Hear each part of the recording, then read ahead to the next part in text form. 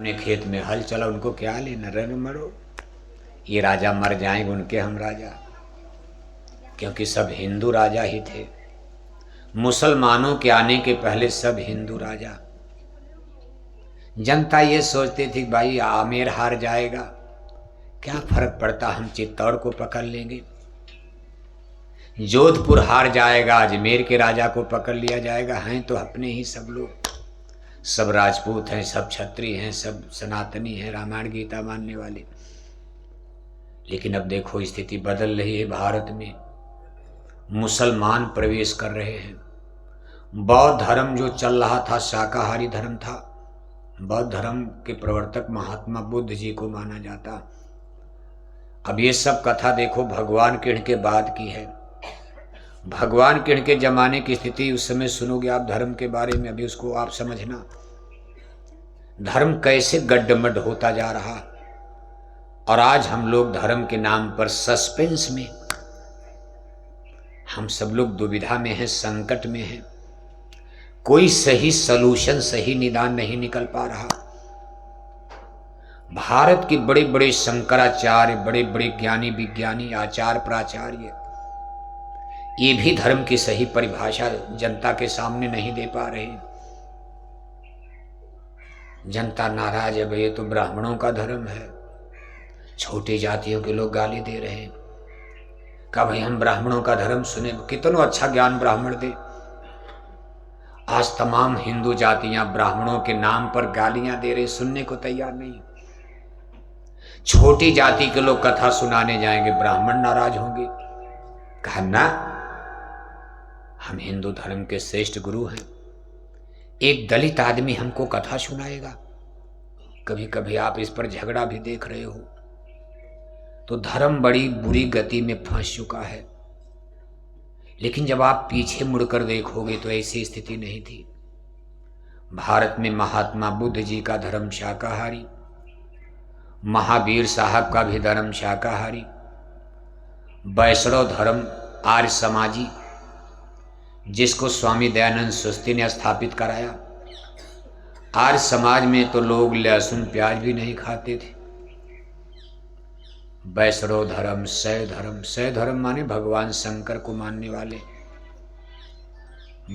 वैष्णव धर्म माने भगवान विष्णु को मानने वाले।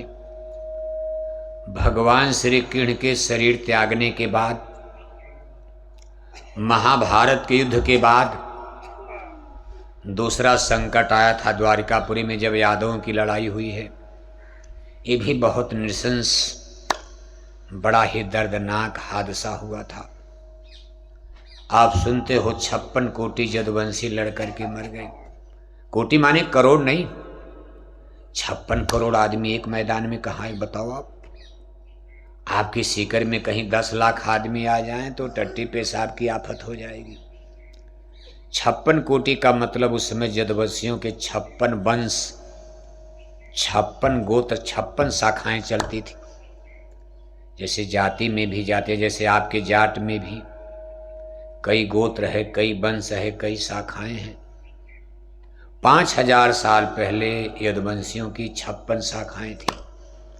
वृश्चिक वंश, कुकर वंश, भोज वंश, तमाम वंश, अलग अलग गोत्र। वृश्चिक वंश में भगवान श्री कृष्ण ने जन्म लिया था। इस 56 गोत्रों के अलग अलग चौधरी यानी सरदार हुआ कर उस समय के सिस्टम के अनुसार। यही 56 कोटि 56 वंश के लोग आपस में लड़ करके मरे थे। बड़े बड़े सरदार मरे थे, जनता नहीं। जनता से क्या लेना देना। जनता भी गांव गांव में अपना अपना मान करके सब लड़ करके मरे। बहुत बड़ा यानी बहुत बड़ी पावर, यानी यदुवंशियों की जो सुपर पावर थी, मिलिट्री पावर, जिसमें बड़े बड़े लैंड लॉर्ड, सामन, जमींदार, ये बड़े बड़े सरदार वीर, वो लोग मर गए। छोटे तबके की जनता जैसे किसान हैं, ज़्यादातर यादव लोग तो गाय भी चराते थे, गोपाल नाम में पड़ गया, ग्वाला गोपाल। ये छोटे तबके की जातियाँ, छोटे छोटे लोग बच गए थे। लेकिन उच्च वर्गीय, जिसको क्रीमी लेयर कहते हैं, उच्च वर्ग के यादवों का विनाश हो गया था, ऊपर वालों का। और झगड़ा हुआ था गद्दी को लेकर। कृष्ण भगवान के बाद गद्दी पर कौन बैठेगा। भगवान के 59 लड़के थे, कहा दादा की गद्दी हमको मिले। दूसरे वंश वालों ने कहा नहीं नहीं, आपकी ट्रांसफ़र होना चाहिए, भाई एक ही वंश में नहीं रहे। इसी बात का फैसला नहीं हो पाया, अंत में शराब पीने लगे थे। ऐसा इतिहास मिलता कि भगवान के उनके बुढ़ापे में यदुवंशी बेलगाम हो गए। बुढ़ापा में आप क्या करोगे?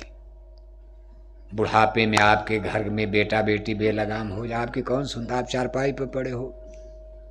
अब आप नौकरी से रिटायर हो गए, आप गठिया पकड़ लिया, बात पकड़ लिया, बीपी के मरीज हो, कुछ बोलोगे तो हाँ फेफड़ा दम फूलती है। आपकी घर में कौन सुनेगा? लोग डांट देंगे, दादा चुप रहो, आपका जमाना गया, ये नया जमाना है। बुढ़ापे में फिर भगवान किरण पर भी समय आ गया।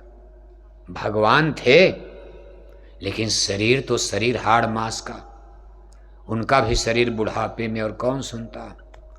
उनके 59 लड़के में कई दर्जन लड़के ही शराब पीने लगे। बताओ आप, जिनको भगवान कहा जाता, उनके 59 पुत्रों में कई पुत्र शराब पीने लगे।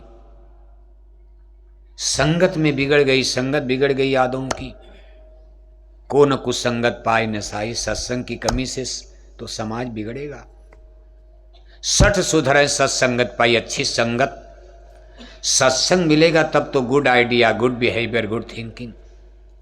जब हमारे समाजों में सत्संग की कमी होगी तो हमारे बाल बच्चों का, बेटे बेटियों का चाल चरित्र अच्छा बनेगा खराब बनेगा? वो भले अंग्रेजी बोलेंगे लेकिन शराब पिएंगे, फर फर फर फर अंग्रेजी बोलेंगे, और उसी अंग्रेजी का उनको घमंड भी होगा कि पूरे गांव में मुझसे बड़ा विद्वान कोई नहीं। लेकिन वो शराब पीने लगेंगे। सत्संग का शिक्षा और संस्कार दो अलग अलग चीज है। शिक्षा तो स्कूल कॉलेज दिल्ली बंबई बेंगलोर हैदराबाद सबको मिल रही, लेकिन संस्कार के लिए तो सत्संग के स्कूल में चलना पड़ेगा। सठ सुधरें सत्संगति पाई।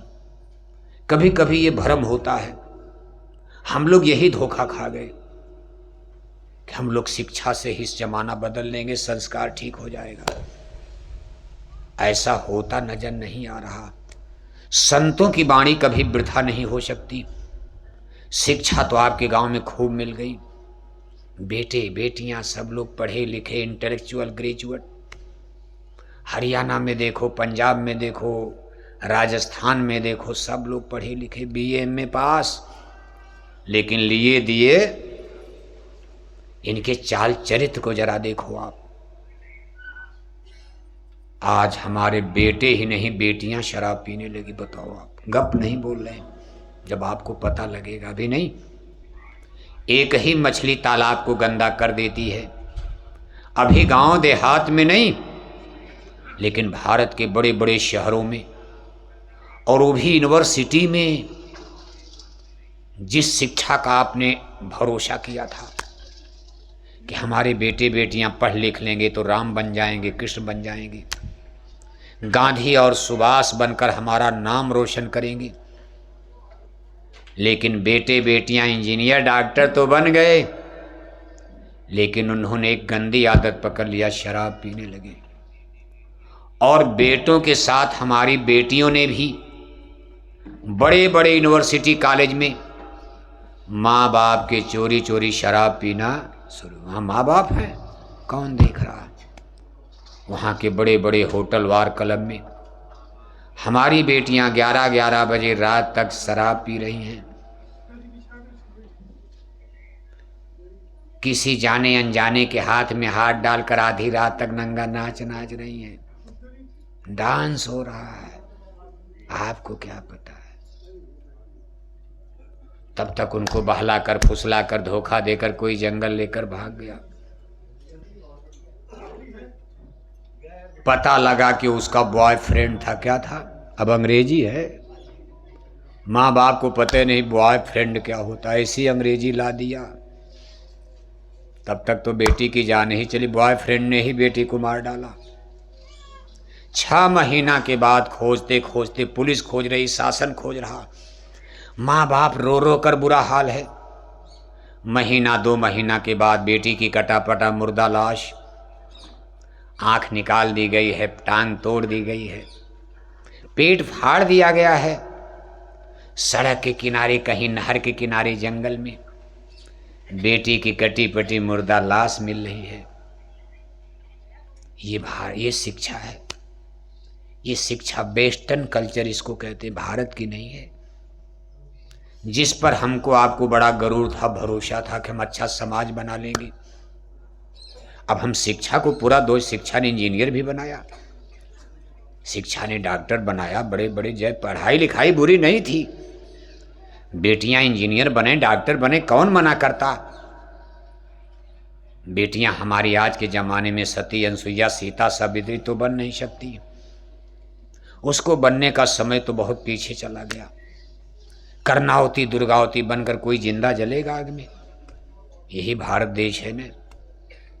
सती अनसुईया ने अपने सतीत्व के ज्ञान के बल पर, शक्ति के बल पर, ब्रह्मा विष्णु शंकर जिनको आप भगवान कहते हो, 6 महीने का लड़का बना करके पालन में झूला दिया था। 40 साल के नौजवान को कोई 6 महीने का लड़का कैसे बना देगा? आज पूरे साइंस में, मेडिकल साइंस में इसका कोई उत्तर नहीं, कैसे हो गया ये।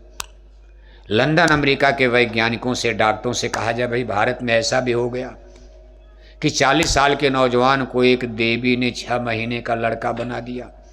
वो भी मामूली आदमी को नहीं, ब्रह्मा विष्णु शंकर जिनको हिंदू लोग भगवान कहते हैं, तीनों लोगों को पालना में बैठा करके झुला दिया 6 महीने को। आज की बेटियां इंजीनियर, डॉक्टर बनने के चक्कर, कौन सती अनसुईया? सती अनसुईया के लिए तपस्या करना पड़ेगा। उसके लिए तो साइंस ऑफ सोल, अध्यात्मवाद का ज्ञान प्राप्त करना पड़ेगा। फिजिक्स पढ़ करके कोई नहीं कर पाएगा ये। फिजिक्स पढ़ने वाले जहाज बना लेंगे, हेलीकॉप्टर बना लेंगे, कार बना लेंगे, अणुबम परमाणु बम बना लेंगे, लेकिन 40 साल के आदमी को 6 महीने का लड़का बना देना, ये आध्यात्मिक विज्ञान का कमाल, आध्यात्मिक विद्या का कमाल है। और इसी धरती पर हुआ है भारत में। चित्रकूट का नाम आपने सुना, चित्रकूट में मंदाकिनी बहती हैं, वहीं पर सती अनसुईया का आश्रम जंगल में, बिल्कुल आज भी वो जगह बनी हुई है, सती अनसुईया माता संतुईया आश्रम। इसी धरती पर आपने देखा सावित्री अपने मरे पति सत्यवान को जिंदा कर लिया। यमराज लेकर जा रहे हैं, उनके दूत ले जा रहे हैं।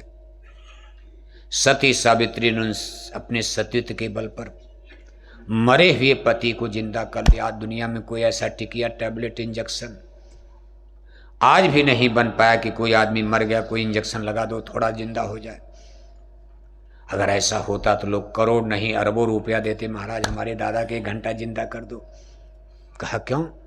अरे कहा बस 1 घंटा में पता चल जाए कि पैसा किसको किसको कर्जा दिए, सब तो मर गए एकाएक हार्ट अटैक में। हमको पता ही नहीं किसको किसको कर्जा बांटे हैं, कहाँ कहाँ बैंक में जमा खाता होता। कम से कम जिंदा हो जाएंगे, अंगूठा लगा करके बैंक का पैसा तो निकालेंगे, महाराज जिंदा कर दो। 1 करोड़ खर्चा करेंगे, हमारा 1 अरब बैंक में नहीं तो डूब जाएगा। दादा मर गए हार्ट अटैक में, वो भी ऐसा अटैक आया आधी रात को कि हमको पता नहीं चला, साइलेंट अटैक आ गया। दादा खा पी कर आराम से सोए, रात में ही राम नाम। ऐसी भी तो बीमारी आ गई, साइलेंट अटैक, किसी को पता नहीं, बगल में पता नहीं, दादा मर गए। सुबह हिलाया डुलाया तो पता चला राम नाम। अब उनका सब पैसा फंसा हुआ है, कहाँ कहाँ है। लेकिन आज तक दुनिया में कोई ऐसा इंजेक्शन लंदन अमेरिका नहीं बना पाए। लेकिन मरे पति को जिंदा कर लिया, सती सावित्री का नाम आता। अब इसको हम लोग कल्पना मानते हैं, खिस्सा कहानी। आज के पढ़े लिखे लोग जैसे किसी से कहा जाए भाई जहाज, कहा रे महाराज हम जहाज बैठना जानते, हम बनाना क्या जाने। लेकिन जिसने जहाज बनाया होगा, नक्शा पहले जिसके दिमाग में आया होगा, वो भी, उसका भी दिमाग देखो आप। आज हम लोगों को छोड़ दिया जाए, हवाई अड्डे जहाज पर बैठना नहीं जानते। कितने लोग इधर उधर भटकते रहेंगे टिकट लेकर महाराज, तब उसमें रहते हैं इधर चलो इधर चलो इधर चलो। बताने वाले न मिले तो आप जहाज में बैठ नहीं पाओगे, उसकी ऐसी कठिन प्रक्रिया है। लेकिन जिसने जहाज बनाया होगा वो भी तो कोई दिमाग रहा होगा। जहाज बना दिया, अणुबम परमाणु बम बना दिया, हेलीकॉप्टर बना दिया, कार बना दिया, मोटर बना दिया। आम आदमी तो एक सुई बनाना नहीं जान सकता। सुई कैसे बनी होगी सुई? जिसके दिमाग में सब चीजें आई होंगी वो लोग भी तो आदमी थे। लेकिन कुल के बावजूद जिसने इतना बड़ा काम कर दिया, मरे आदमी को जिंदा करवा लिया, वो भी तो कोई विद्या थी। इसलिए आज के इस जमाने में चीजें कल्पना लगती हैं कि गप है, क्योंकि हम लोग बहुत आगे निकल चुके हैं उधर से। अब आगे गए हैं कि पीछे गए हैं? आगे सतयुग है, चूँकि टाइम गोल चक्कर में चलता है, ये नहीं कि बहुत आगे चले गए हैं। जैसे गोल चक्कर, गोल परिधि बना दी जाए, उस पर आपसे कहा जाए दौड़ो, तो दौड़ते दौड़ते दौड़ते दौड़ते फिर वहीं आओगे, फिर वहीं से चक्कर लगाओगे। आपकी यात्रा कभी खत्म ही नहीं होगी। पूरा यूनिवर्स, ये सारा ब्रह्मांड गोलाकार है। और कैसा गोलाकार? अंडाकार। जैसे अंडा गोलाकार, ऐसे पूरा ब्रह्मांड राउंड सर्किल में है। इसलिए टाइम और पीरियड भी गोलाकार चलता है। दिन के बाद रात, और रात के बाद और फिर रात, दिन के बाद कभी अंत होगा? चलता रहेगा।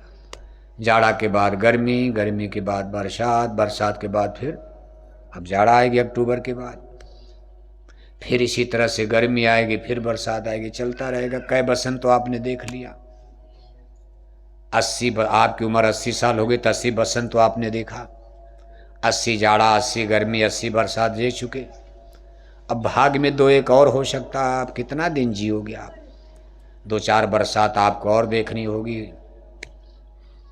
इसी तरह से टाइम और पीरियड भी, जो कालखंड बांटा गया, सतयुग, त्रेता, द्वापर और कलयुग, और कलयुग के बाद अंत हो जाएगा।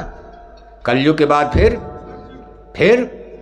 सतयुग, फिर सतयुग, फिर त्रेता, फिर द्वापर, फिर कलयुग, फिर कलयुग के बाद फिर सतयुग।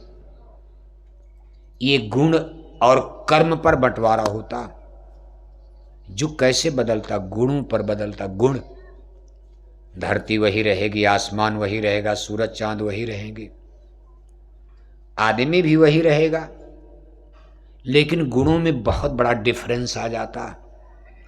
अब ये सब नेचुरली कॉन्शियस, कुदरत की रचना है क्या कि जैसे दिन रात